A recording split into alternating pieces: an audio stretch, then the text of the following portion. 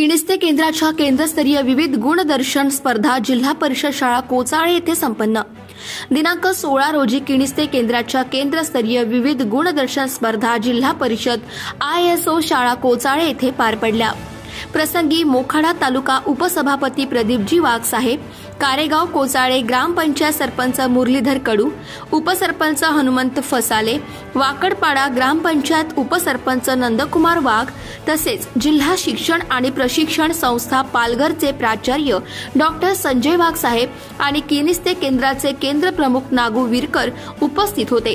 केंद्रातील 9 शाळांमधील 200 विद्यार्थ्यांनी समूह गान, मोठा गट, समूह गान, लहान गट, वक्तृत्व स्पर्धा, वादविवाद स्पर्धा आणि नाट्य या स्पर्धांमध्ये सहभाग घेतला होता। नाट्य आणि वक्तृत्व स्पर्धेचे विषय होते माझ्या स्वप्नातील पालघर जिल्हा आणि स्वच्छ सुंदर पालघर जिल्हा या विषयावर। जिल्हा परिषद शाळा कोचाळेच्या विद्यार्थ्यांनी सादर केलेल्या नाटकास आणि भाषणास प्रथम क्रमांक मिळाला। उपसभापती प्रदीपजी वाघ साहेब आणि डॉक्टर संजय वाघ साहेब यांनी विद्यार्थ्यांसाठी संवाद साधून मार्गदर्शन केले।